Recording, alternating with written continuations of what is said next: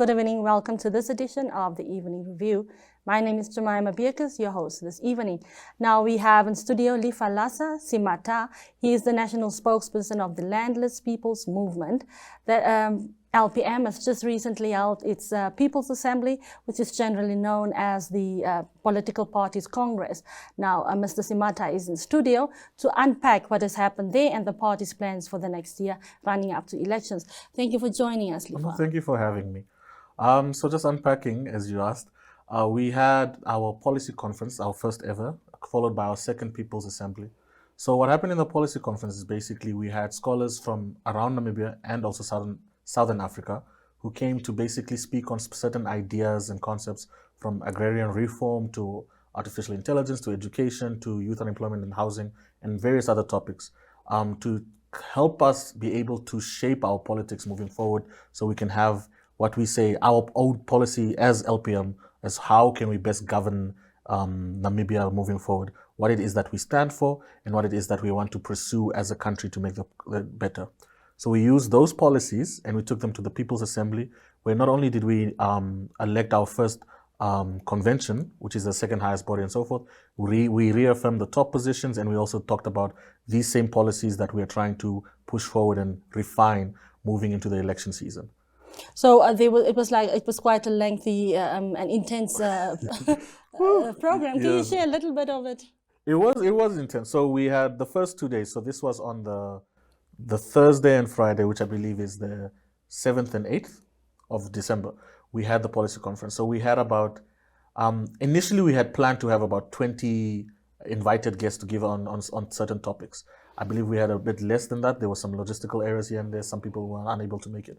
But it was across a lot of spectrums. So we had for agriculture, we had some for education, housing, we had some on artificial intelligence, basically to ensure that all relevant topics moving forward in the country, all relevant aspects are basically touched on, so we can engage these experts. We also had individuals from around the country, LPM members from around the country, to come in and to basically have that local understanding on the topic and basically to ask and engage in these conversations. So when we have that, it's not only just a theoretical exercise, but you also have individuals on the ground who said, okay, when we're talking about housing, this is the situation in Kavango, or this is the situation in Katima and so forth. And then we adjust accordingly, and we not basically hit, but we talk to the scholars and see how do you change these things. So we had international guests such as Ben Cousins. He's one of a refined lecturer, man of, his CV is long. Accolades. Yeah, accolades, that's the word I'm looking for. Accolades. He's from South Africa. We had also a lot of local individuals also that came in through, and so it was quite insightful. That's the word I'm looking for. Mm-hmm. Yes. Now, during that period, the LPM also elected its national convention. Yes. Please just tell us how that works and what these individuals will be responsible for running up to the elections. So two things basically came. First, we solidified our top six, basically the founding phase, which would be the names that you already know: Honorable Swartboy, Honorable Henny, our operative secretaries, and the two deputy operative secretaries, especially the treasurer, and then the treasurer. So we solidified their position as in they will be going again from 2024 to 2028. There will be the leading body that governs the party. Why we came to this unanimous decision during that is just basically we understand that the party is relatively young. It's still in its novice stage, infancy. That's the word I'm looking for. It's in its infancy stage, where we're still gathering our politics, understanding our ethos and solidifying them, making sure that the foundation is there, so that once that these people step away, that LPM has its own firm stance, that we can understand this is the politics of LPM. We are a center leftist party that believes in these policies and that is trying to achieve these agendas. So basically, being a young party, we need to ensure that that is first firmly found, the foundation is firmly made, and then we achieve that. But also to ensure that there is a growing, I want to say, shift within power. We also had our convention, where we had individuals from each region represented. I think each region got about eight or four, depending on our strength within that region and so forth, to therefore represent that their capacity there. The only region that was unfortunately are not there was, I believe, Kavango East, but I'm speaking under correction. It's one of the Kavangos and so forth. And that was unfortunate just due to logistical errors. I think they could not make it in time, or there was some transport issue. But then we have representation from almost every region, not almost every region besides that one. And so it's to ensure that every region is represented. There's a voice from each element and so forth to have to help govern the body, decide which direction we're going policy-wise, and accountability measures and all those other aspects.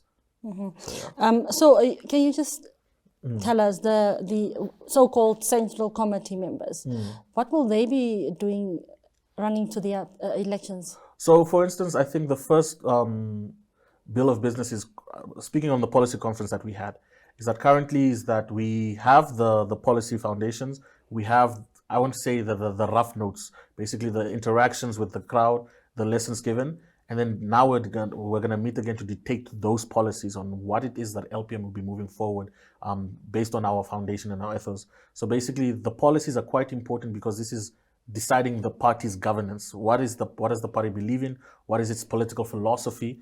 And therefore, this is where that leadership structure is going to, I think that's the first bill of ideas, is that's where we're going to decide this is what LPM stands for moving forward. These are the ideas, the philosophy, and so forth. So that is quite, I think it's a heavy task, but that is the first foundational task that we're going to do. But other things like, deciding members of our political action committee and all those other things will also fall into those regards. So they trickle down. So it's quite a busy body, but like, again, this is like, I think it's the first of its kind. I don't think any other political party has done it to ensure that there's these things. So we're also seeing how best we can achieve it. But that is the first task I believe we'll be doing early next year. Yes, during the first quarter of next year. So the South is largely seen as LPM's stronghold. Is the party looking at specific areas outside the south of the country where it believes it has made a good foothold? Oh no, the party is always, so the party is never closed. We're always trying to gain traction and so forth. So politics works on a two-way basis that unfortunately is that as much as we are representing there, we have to garner favor from the individuals in other regions. And so there's always that regard that LPM is a Southern party, is that it's not necessarily that that's where our stronghold is, but we've never shied away from any other region, and we're actively trying to get into other regions. Prior the policy conference and these things, we've had our mobilization cluster go out into other regions, try to what you'd call branches, but we call them LOCs, which is local organization committees, which is on the ground committees that try to garner individuals, spread the LPM philosophy and ideas and concepts, try to get us a footing there. And it's politics at the end of the day, so you have to garner favor, you have to speak what the people want to hear. And I think as we are growing as a party, we are gaining more favor compared to the few years prior. So now before, I think during the elections, we didn't have anything, for instance, in Zambezi, but now we have a strong LOC there in Kongola, with which Linus is running. The same with the 4O regions. We have Silas Moses, who has been effective in gaining us more memberships there and so forth. So I think everywhere within Namibia, there is a touch of orange that is coming and that is growing with time. So the idea was never to be restricted to the South. We're grateful for the South for that. That was the first place to have favor and to support the LPM way, but it's never been about just limiting ourselves there. It was always growing beyond and so forth. Because at the end of the day, we are the party for the Namibian people. We're trying to restore the Namibian people's, yes. We're trying, sorry. So you were talking about the policy conference and how you've discussed several issues, including agrarian reform. That is quite a strong principle for the LPM.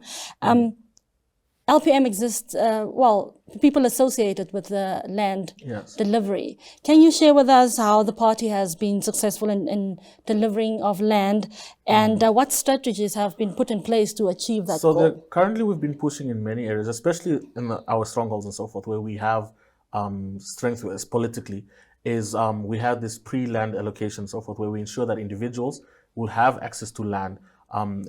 Before, it's like, because the running thing is that land has to be serviced and all these things, is that we can do the administrative things now as in moving these conversations as we try to ensure that people have this land. So we had that happening, I believe, in Keetmanshoop, and I think a few other areas and so forth where we had pre-allocation of land. And it's something we've been pushing with all our other councillors in other regions.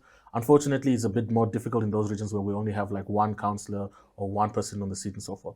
but we are actively trying to ensure that people have access to land.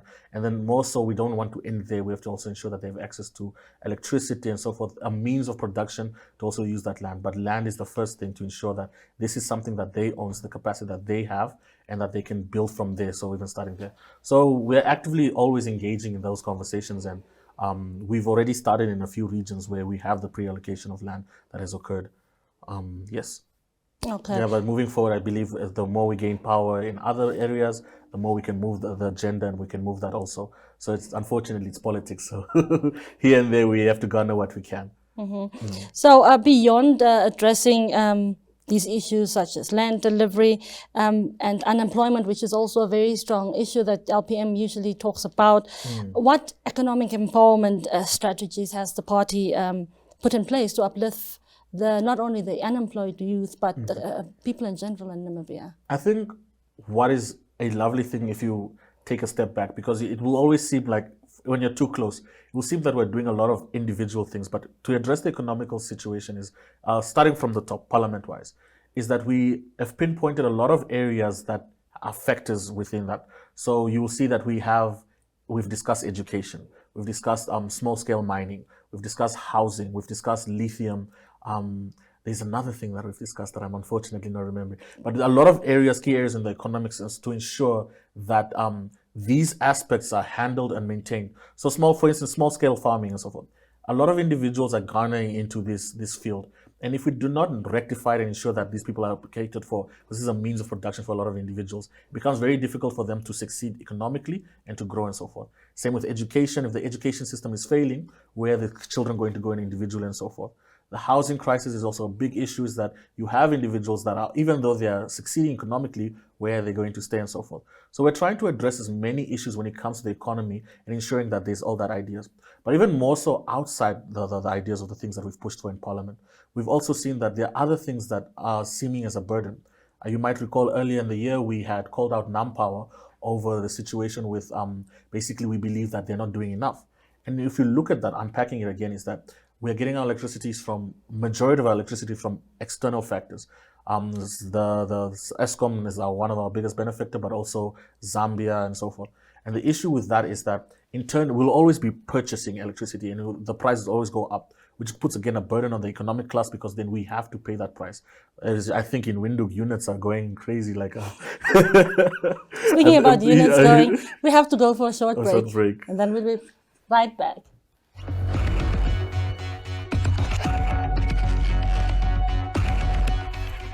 In 1994, a group of Namibians saw a need for a grassroots Namibian medical aid fund. The Prosperity Medical Aid Fund was born right here, among the hard-working fishermen and ship workers of Walvis Bay. In 2001, in order to establish a fund focused on its members that put their health first, the fund formed its own identity away from its administrators, Prosperity Health.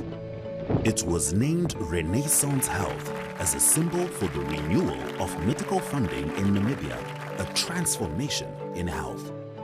Renaissance members voted for their first board of trustees who would carry the fund forward for all Namibians. By 2010, Renaissance had members across the entire Namibia, a fund founded by Namibians for Namibians to ensure access to quality healthcare.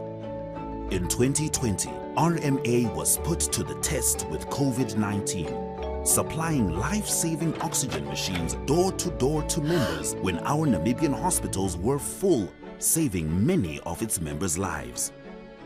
RMA is not just a medical aid fund, it's a partner in health for its members, whether through our chronic compliance programs or yearly wellness checkups. RMA was started by you. It belongs to you.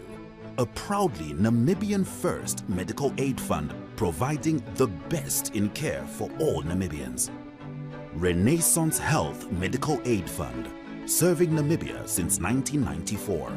RMA. Your health comes first.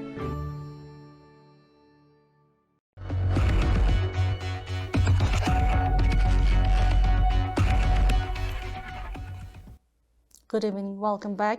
Now, if you've just joined us, we have in studio Lifalaza, Simataa. He is the national spokesperson of the Landless People's Movement. Now, Lifalaza is here to talk to us about the LPM's recent People's Assembly and the newly elected National Convention. Before we went on a break, you were talking about the party's economic interventions in areas that especially reaching out to the non-power. Yes. So the first part was basically the things that we push in Parliament, and then secondly is also how we engage with parastatals and things that are supposed to be governing certain spaces like non-power. So for instance, our concern earlier in the year is that non-power does not generate enough power internally and is based on exporting or importing electricity, which is a concern for us because generally Namibia only presents less than 1/3 of the power it needs. It's generated internally. And therefore, we feel like with 30 years in this, and there still seems to be no conversation of generating internally, that becomes an issue because these are the prices and the utilities that we're going to pay for as a nation economically. So if Eskom prices are going up, we have to foot that bill. And then it tackles down again. It's not only non-power, there are other institutions that we have to question their integrity and so forth. We had conversations with NABRA. How does it, philosophically, how does it look when it comes to taxing SMEs and so forth? And then also national banks and in the SME banks and so forth, what are they doing for youth empowerment? So there's a lot of things that we are doing. So everything is connected, but they seem like isolated incidents, but it's always to ensure that we have an economic system that is not only able to uplift individuals, but also to ensure that there is some sort of maintenance to ensure that this is something that we can sustain in the long run. So those are the conversations that we're going to begin and not going to begin, that we have started, that we are attempting to do as we move forward and to hold people accountable, but also to change into a system that is more feasible. So another issue that LPM has also really been serious about is the green hydrogen, where you've pushed for the active engagement and involvement of the people from that area. Can you just give us a little bit? I think that's quite important, is that wherever you have a resource that is going to make millions or a large amount of money, we feel that it's strange for the community not to be developed of a resource that's within their area and so forth. So that's with the green hydrogen, we're pushing for, if this is going to happen in this specific region, it only makes sense that the people who are immediately within that region to benefit when it comes to jobs, when it comes to some sort of allocations, and just general uplifting within that state. And that's what we're pushing for, is that we've noticed where there are certain areas that do not develop, even though that you have a mine that is making billions of dollars that side, but then the area where they're mining isn't necessarily developing. We're also trying to ensure that we don't centralize things, that Windhoek is the only city that's growing and expanding and so forth, whilst all these other areas where you have mines, where you have certain minerals and so forth, they're not developing, where you have farms, they are not growing. And it's trying to ensure that these areas feed back to these communities that they belong to. And that's something that we're pushing for, especially when you hear the figures of how many jobs are going to be, or are forecast to be made, how much money is forecast. It only makes sense that you first funnel it there, or you generate it there, then you have individuals, for instance, from Windhoek benefiting in other regions that still do not uplift. So it's not only just limited to green hydrogen, but we're also saying the same with the petrol, the oil that is found, and other areas that already, for instance, where lithium was found, or where lithium is being mined, and other aspects that these towns need to grow and develop, because it makes no sense to have a multi-million-dollar business or running there, and then the community in itself is still left in the Stone Age. It doesn't make sense. So we've had a situation like Neckartal, for instance, and the LPM leader, he was the governor in that region, and people, he was having conversations with people that felt that they were left out during the construction of that. So what is LPM doing to make sure that that is not repeated? So I think first of all, it's learning from those type of aspects to begin with.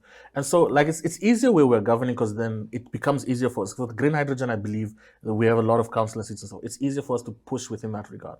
So we've seen some sort of elemental discussion where you have a councillor that was now put on the board, but we still have a lot of, I think, headway to make, because we have, like, it seems to be a governmental idea for the green hydrogen. It's a presidential project. It's someone's project. And so we're trying to streamline that and make sure that it's more open for it to trickle down and so forth. So fortunately, we're using the capacity that we do have. our seats in parliament, our councillors and so forth to try and make headway. That is something we didn't have when you mentioned that, for instance, when it was just our honorable leader as the governor. But now we do have the political backing and so forth. But that also does not mean it's an easy task to be done, because like I said, there's always pushback and there's always certain things, especially with the green hydrogen thing, where again, like I said, it's quite an interesting and unique element where it's not necessarily belongs to any governmental department, but it's something that we are all aspiring to like gain and garner from. So the more we also educate ourselves on these aspects, the more we can understand what needs to be opened up, what needs to be allowed for them and so forth. But we know the idea, the general philosophy is that where the resource is going to be made, especially if it's long term, the people of that region need to benefit in ways of employment generally, but also just not as upgrading of the city in some regard. Yes. I realized I was fumbling there. So tell me, the party, how is it? You've had the people, Congress now, People's Assembly. People's Assembly now. The second You've had the People's policy conference as well. So how are you bringing in the youth to make sure that they are actively part of decision making? So, it's fun enough. It's a proud moment. Maybe because I'm youth. I like to believe I'm youth. Is that when you in the conference itself, when you see the demographics and so forth, not only is it a diverse crowd, but what you realize is a lot of the conference in itself and the assembly were youthful members. A lot of the members in the convention are individuals who are 35 and down and so forth. And at the same time, it's very exciting to see how they're engaging with that. So when it comes to LPM, is that I don't think we've ever shied away from having a diverse demographic, especially though we are always being said we're a party from the South, is that we are such a diverse group, not only when it comes to our traditional background and so forth, when it also comes to age and sex and so forth. You can see that you have individuals, we have a lot of women in our party, we have a lot of youth in our party, we have the people of different ethnicities in our party.